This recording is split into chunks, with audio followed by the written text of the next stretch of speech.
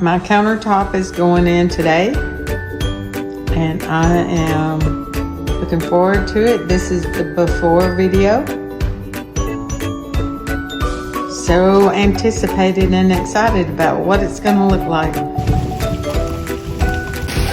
So the truck is in my driveway. They're bringing my countertop today. And I have not even seen it. I ordered it online and it is pouring down rain. And anyways, they are sitting in the truck waiting on it to calm down. And this is Texas. It never rains here.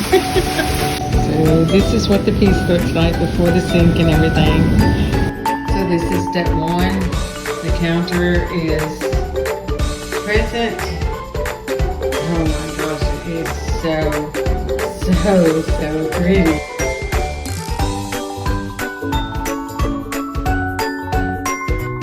We went from this to this, and man, what a difference.